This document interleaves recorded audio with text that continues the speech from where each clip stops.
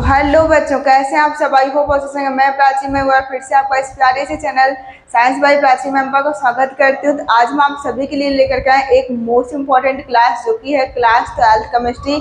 संपूर्ण बुक के टॉप 15 ऐसे क्वेश्चंस जो पिछले 5 सालों से लगातार पूछे जा रहे हैं। ये क्वेश्चन इतने ज़्यादा इम्पोर्टेंट है, इसलिए आप इस क्वेश्चन को आप पहले नोट कर लीजिए, कॉपी पे लेकर के बैठ जाइए और सारे क्वेश्चंस को नोट कीजिए। इन्हीं क्वेश्चंस की बार बार प्रैक्टिस कीजिए।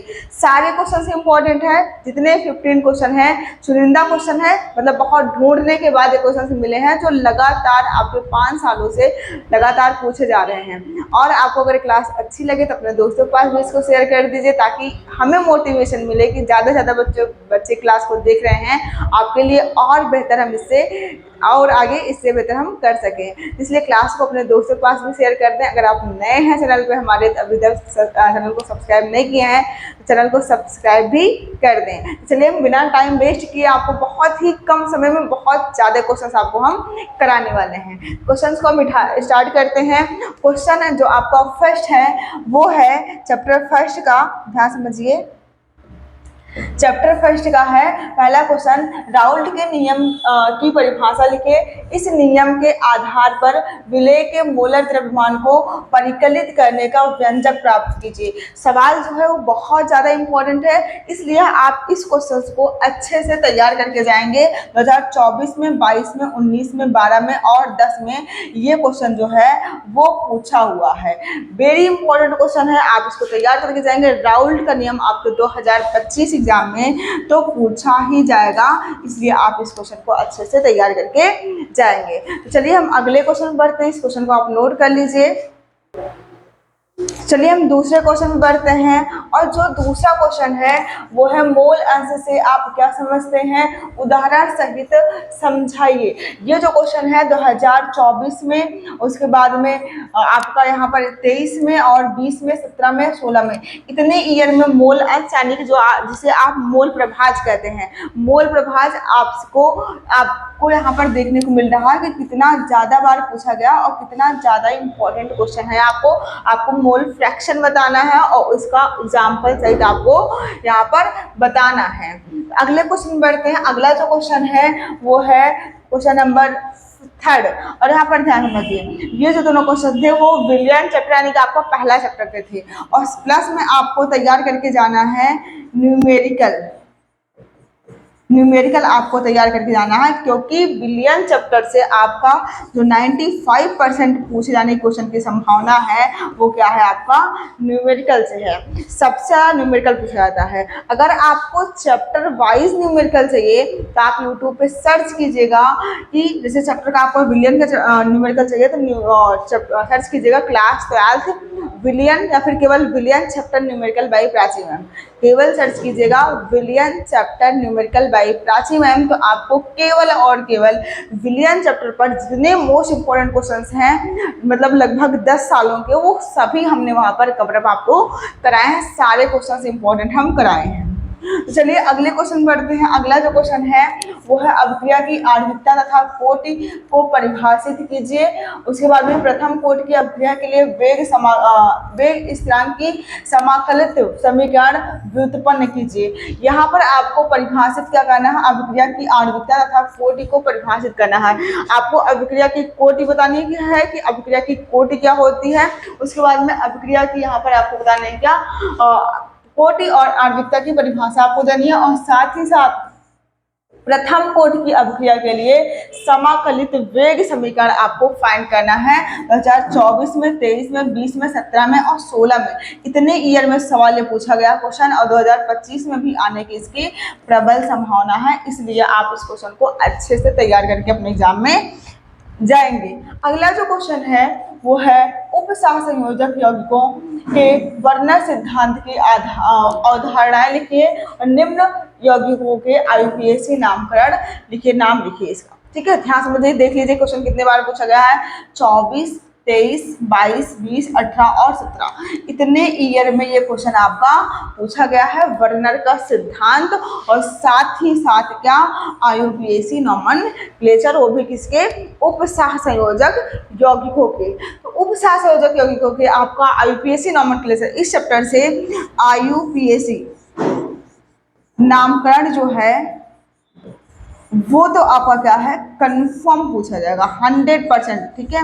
99% भी नहीं 100% पूछा जाएगा क्या IUPAC नॉमेनक्लेचर इस चैप्टर से।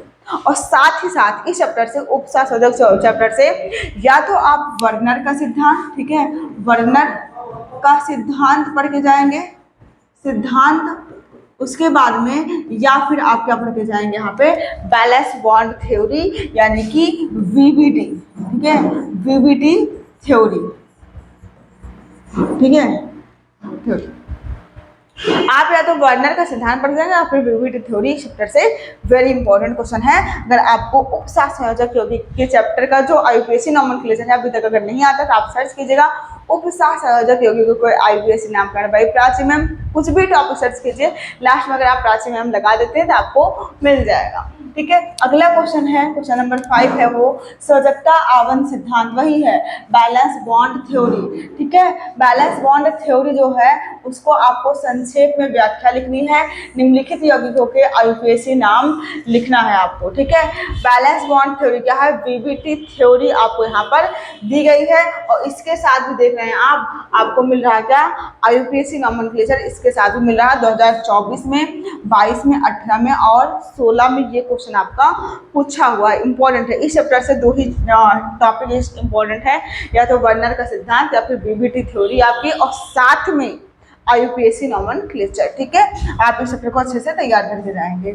अगला जो क्वेश्चन है वो है क्वेश्चन नंबर 6, डेनियल सेल के लिए मानक इलेक्ट्रोड विभव 1.1 वोल्ट है, निम्नलिखित अभिक्रिया के लिए मानक गिब्स ऊर्जा, क्या मानक गिब्स ऊर्जा की गणना कीजिए। ये जो आपको अभिक्रिया दी गई है इसके लिए आपको मानक गिब्स ऊर्जा डेल्टा G का मान आपको यहाँ पर फाइंड करना है और ये न्यूमेरिकल है आपका विद्युत रसायन चैप्टर का, किसका, वैद्युत रसायन चैप्टर का। वैद्युत रसायन चैप्टर का न्यूमेरिकल भी हम कराए हुए हैं, आपको सेम न्यूमेरिकल अगर चाहिए या फिर विद्युत रसायन पर जितने पिछले 5 या 10 सालों से क्वेश्चन पूछे गए हैं वो आपको चाहिए तो आप सर्च कीजिएगा वैद्युत रसायन chapter numerical by Prachi ma'am, तो आपको इस चैप्टर के भी न्यूमेरिकल आपको देखने को मिल जाएंगे, अच्छे से आप तैयार कर लीजिएगा। देखिए सवाल कितने ईयर में पूछेगा न्यूमेरिकल, इस न्यूमेरिकल का उठाने का यह रीजन था, यही न्यूमेरिकल वैल्यू सहित 3 ईयर में पूछा हुआ है, इसलिए आप मान के चलिए कि इम्पॉर्टेंट है। अगला जो सवाल है वो उठा रहे हैं हम क्वेश्चन नंबर 7, वो है पायरोल्यूसाइड, क्या है, पायरोल्यूसाइड से KMnO4 कैसे प्राप्त करेंगे, ऑक्सैलिक अम्ल से KMnO4 की अभिक्रिया का रासायनिक समीकरण लिखिए। सवाल जो है ये भी क्या है, वेरी इंपॉर्टेंट है, डी ब्लॉक एलिमेंट चैप्टर का है ये, किसका, डी ब्लॉक चैप्टर से ये क्वेश्चन रिलेट कर रहा है। 2022 में, 20 में, 19 में, 18 में, 17 में, देखिए 2023 और 24 में नहीं दिए हैं, 2 साल में नहीं दिए हैं, लेकिन उसके पहले ये क्वेश्चन लगातार पूछे जा रहे थे, इसलिए हम इसको उठाए हैं कि हो सकता है 2 साल में नहीं दिए हैं, 2025 में आपको देखने को मिल सकता है। इग्नोर हम नहीं कर सकते हैं ऐसे क्वेश्चंस को जो लगातार पूछे जा रहे थे पहले, अब 2 साल से नहीं पूछा गया है। ये जो क्वेश्चन है, अगला क्वेश्चन, क्वेश्चन नंबर 8, वो है रासायनिक अभिक्रिया की कोटि तथा आणविकता में अंतर स्पष्ट कीजिए, ठीक है। वेरी इंपॉर्टेंट सवाल है, बहुत ज्यादा, ये मैं दावे के साथ कह रही हूँ आपके बोर्ड एग्जाम 2025 में ये वाला जो क्वेश्चन है वो पूछा जाएगा, आप लिख के ले लीजिए। क्वेश्चन जो है वो है रासायनिक अभिक्रिया की कोटि तथा आणविकता में अंतर स्पष्ट कीजिए। 2024 में, 23 में, 22 में, 19 में, 18 में और 16 में, इतने ईयर में ये क्वेश्चन पूछा हुआ है। ये जो क्वेश्चन है वो है आपका रासायनिक बलगति, रासायनिक बलगति, रासायनिक बलगति के चैप्टर से है और इस चैप्टर से आप सबसे ज्यादा जो पूछे जाने वाला क्वेश्चन है वो क्या है, न्यूमेरिकल, क्या है, न्यूमेरिकल है। सबसे ज़्यादा क्वेश्चन जो पूछा जाएगा इस चैप्टर से, रासायनिक बल गति से, वो क्या पूछा जाएगा, न्यूमेरिकल। और आपको न्यूमेरिकल चाहिए तो वही काम करना, चैप्टर का नाम और लास्ट में आप लगा दीजिएगा बाई प्राची मैम, आपको सारा न्यूमेरिकल्स मिल जाएंगे चैप्टर वाइज। अगले क्वेश्चन में बढ़ते हैं। क्वेश्चन नंबर 9 है, वो है कोलराउस के नियम पर संक्षिप्त टिप्पणी लिखिए। कंफर्म आएगा, ठीक है, आप तैयार कर लीजिए, कंफर्म आएगा आपको 2025 एग्जाम में। 2 साल में नहीं दिया, 2023 और 24 में नहीं दिया, लेकिन 2022, 20, 18 और 16 में दिया है। 2025 में भी इसकी आने की प्रबल संभावना, क्योंकि 2 साल से बराबर इसको नहीं दे रहे हैं, 2025 में जरूर देंगे, क्योंकि इस क्वेश्चन जो है इंपॉर्टेंट है। क्वेश्चन नंबर 10 पे आते हैं। क्वेश्चन नंबर 10 जो है, उपसह संयोजन संख्या किसे कहते हैं, उदाहरण सहित समझाइए। उपसह संयोजन, और इसी में एक क्वेश्चन और ऐड कर लीजिए, लिगेंड। क्या, लिगेंड। आपसे लिगेंड भी एग्जाम में आपसे पूछ सकता है कि लिगेंड पर संक्षिप्त टिप्पणी लिखे, या फिर उपसह संयोजन संख्या पर संक्षिप्त टिप्पणी लिखे, या फिर किसे कहते हैं, लिगेंड किसे कहते हैं एग्जाम्पल सहित आपको बताना पड़ेगा, या फिर उपसह संयोजन संख्या किसे कहते हैं आपको उदाहरण सहित समझाना पड़ेगा। दोनों क्वेश्चन जो है इंपॉर्टेंट है, आप मेरी तरफ से इसको भी अच्छे से तैयार कर लीजिएगा।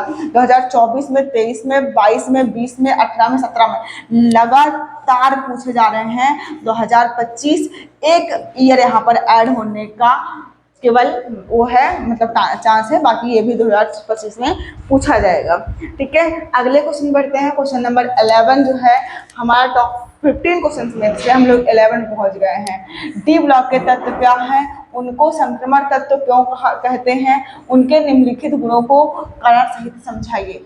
आपको डी ब्लॉक एलिमेंट क्या होते हैं आपको ये समझाना, डी ब्लॉक तत्व होते क्या हैं, उन्हें संक्रमण तत्व क्यों कहते हैं ये बताना है, और तीसरे रीजन में आपको ये बताना है जो निम्नलिखित गुणधर्म दिए गए हैं वो कैसे इस पर डिपेंड करते हैं वो बताना है चुंबकीय गुण। डी ब्लॉक के चुंबकीय गुण क्या बताते हैं, विभिन्न ऑक्सीकरण अवस्थाएं ये क्यों दिखाते हैं, आपको इन पे टिप्पणी की तरह आपको बताना समझाना है।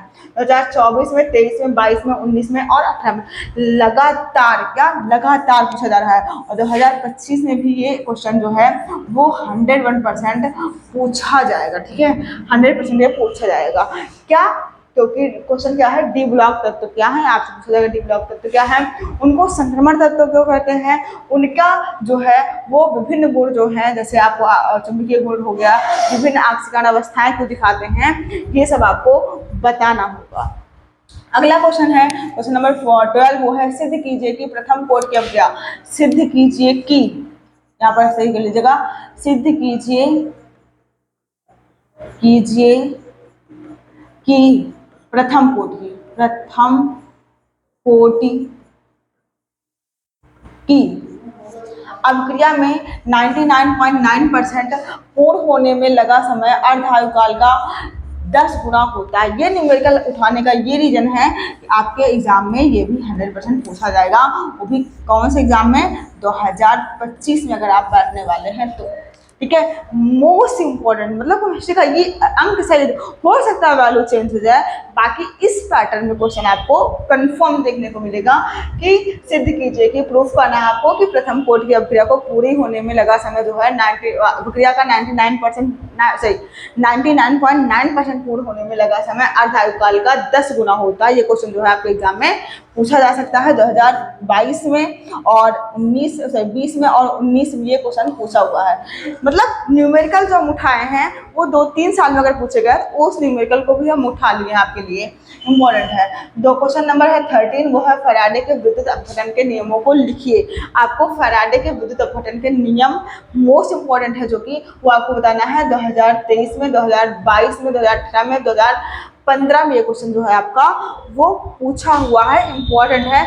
2 नियम है, दोनों नियम आपको लिखने हैं। क्वेश्चन नंबर जो 14 है वो है क्रोमाइट अयस्क से पोटेशियम डाइक्रोमेट बनाने की विधि का वर्णन कीजिए तथा डाइक्रोमेट आयन का संरचना सूत्र दीजिए। ये सवाल आपका लिखा नहीं हुआ है, लेकिन हम बता रहे हैं 2022 में और 2020 में और 2000 यहाँ पर आपका 18 में और आपका ये और 17 में, इतने ईयर में क्वेश्चन पूछा हुआ है। आप आंसर उठाइएगा, देख लीजिएगा, ये क्वेश्चन लगातार आपका 4 से 5 ईयर में पूछा हुआ है। अगला जो क्वेश्चन है क्वेश्चन नंबर 15, आज का लास्ट क्वेश्चन भी है मेरे ख्याल से। एक सेकेंड, हाँ क्वेश्चन नंबर 15 आज का लास्ट क्वेश्चन है।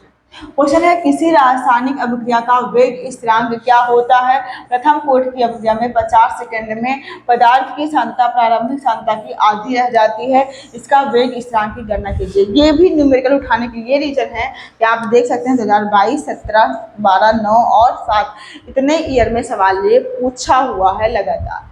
इम्पोर्टेंट सवाल है, इसलिए इस क्वेश्चन को भी हमने उठाया है। कौन से चैप्टर का हम बता दें, रासायनिक बलगत चैप्टर का है, और रासायनिक बलगत चैप्टर से सबसे ज़्यादा न्यूमेरिकल ही पूछे जाते हैं। और केमिस्ट्री फर्स्ट के सारे क्वेश्चन थे। अगर आपको केमिस्ट्री सेकंड के भी क्वेश्चन चाहिए तो आप कमेंट में केमिस्ट्री सेकंड के क्वेश्चन भी आप पूछ सकते हैं। कमेंट में आप करिएगा तो हम केमिस्ट्री सेकंड के भी सारे इंपॉर्टेंट क्वेश्चन लेकर के आएंगे। तो आप इतने क्वेश्चन टॉप 15 क्वेश्चन तैयार कीजिए, और प्लस में आप केमिस्ट्री सेकंड से सबसे ज़्यादा न्यूमेरिकल, ठीक है, न्यूमेरिकल पे आप सबसे ज़्यादा अपनी पकड़ बनाइए कि सबसे ज़्यादा जो न्यूमेरिकल पूछा जाएगा वो केमिस्ट्री फर्स्ट से ही पूछा जाएगा। केमिस्ट्री सेकंड में न्यूमेरिकल है नहीं, रिएक्शंस हैं, और केमिस्ट्री फर्स्ट में आपका क्या है, न्यूमेरिकल प्लस डेरिवेशन। ठीक है, अब क्लास कैसे लगी आप कमेंट में ज़रूर बताएं, और चैनल को ज़्यादा से ज़्यादा शेयर करें। जितना ज़्यादा आप सपोर्ट करेंगे उतना ज़्यादा हम आपके लिए बेहतर परफॉर्मेंस करेंगे।